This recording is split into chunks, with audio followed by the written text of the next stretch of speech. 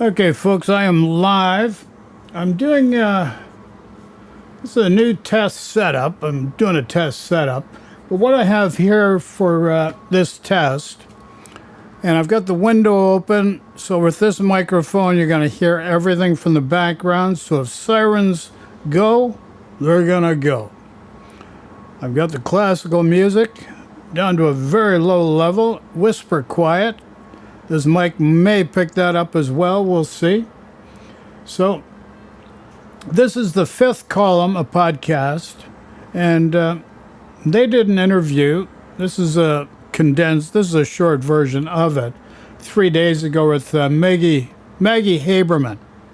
Now, Maggie Haberman is a columnist with the New York Times, and she, with Jonathan Swan, just recently released a book about Donald Trump. So let's hear, first of all, you have to see the title. The title here of this video is The Trump You Don't See with Maggie Haberman, / the fifth column. So the fifth column podcast, courtesy of them. So if you want to check them out, it's called wethefifth.com. So I guess that's the website. And let's play it and see what happens here. How is he in the room with you? Does he go maggot on you a little bit sometimes? So just to back up, he's been calling me maggot since February of 2022 when I had reporting that was coming in a book I wrote called Confidence Man about how he had been flushing documents down the toilets in the residence. And it was met with anyway. So there's been many posts like that. I think at least half a dozen.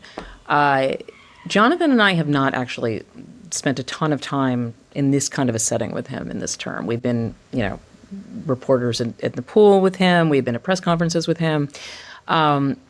This is a term where, like, everyone in Washington has his cell phone number, like way more than in term one.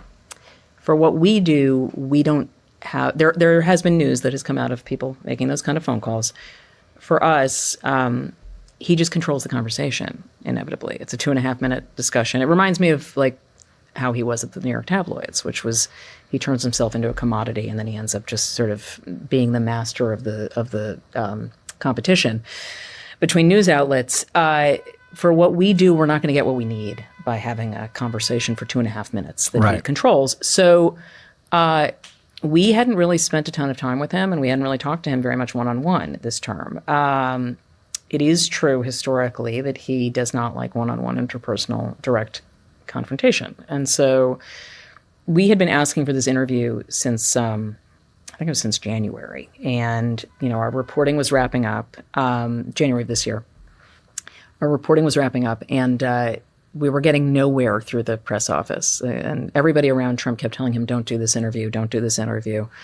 So we finally had to try him ourselves. And texting him, calling, whatever. It took a few times until he finally directed his press aides to get us on his calendar. So we go on March 16th, and with a very long list of fact-check questions. And we walk in, and neither of us had been in the Oval since the goldifying of the Oval. And it's really overwhelming when you first walk in. And pictures are crazy, so I can only imagine what it's like in person. It was really like, it's especially if you have sort of a sensory thing. It was really like, oh my God. And so we had heard that he was gluing gold challenge coins onto the doors and onto the walls at that point. And we actually saw them when we walk in, because they were a bunch over the door leading into the Rose Garden, the colonnade. So we walk in, and normally when he does interviews like this, in both of our experiences, he'll roll pretty deep. Like, you'll go in for an interview, and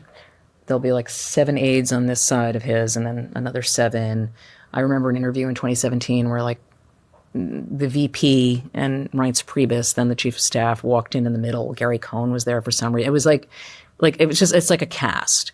And this time that didn't happen. It was Stephen Chung, Caroline Levitt, and Natalie Harp again. And so we're looking around, and he's not in there yet. And then he comes in, and He's very polite and nice to see you. He shakes our hands. We're on day 17 of the war at this point. And so you would have thought he'd had like maps of the Middle East on the desk or Although the war, that meant it was going to wrap up in well, 10 that's days. true. It was going to be a quick war. Yeah. But so, well, it was still happening despite the, it was not 10 days, not 2 weeks. He walks over to the Resolute desk and there's pictures of trees, maple trees. He says, I'm buying trees. I'm good at buying trees. He said, okay. And then under that is some pictures of the ballroom that he's building. And so he tells us how the columns on one side are supposed to be evocative of Rome and then Athens on the other side. And he's very happy that they're wider than the Supreme Court columns. But anyway, so that was about 15 minutes of what was an hour. And we knew that he had been talking to people about how powerful he felt he was at this point in his presidential arc, and that he had described himself to Tucker Carlson as the most powerful president there had been in the U.S. And so we asked him a version of that question. Do you said recently that no other president would do the shit you've done. Are you the most powerful president? And he sort of paused and he sat back and he thought about it. He said, it's very interesting. Natalie, go get okay. So he sends Natalie Harp to go get this 2-page printout that he says is by a historian who he was introduced to through Gary Player, the golfer. And the 2-pager, we get copies and he gets a copy. And the premise, the first paragraph is Donald Trump is the most powerful person who's ever walked the face of the planet. Oh. Okay, so and then he's reading, and it's what he calls the top 10. And the top 10 are Genghis Khan, Attila the Hun, Alexander the Great, William the Conqueror, the Caesars, and he says, because there's more than one, right? Tamerlane, Hitler, Mao, Stalin. I'm forgetting someone, Napoleon. At least Napoleon, but there's still, I think, another one. Anyway, and he's reveling in being in this company. The idea is that he's more powerful than they are, not from a moral perspective. It's not look at what horrible crimes on humanity they committed. It's just that they had power. They are known throughout the centuries, but that he has more.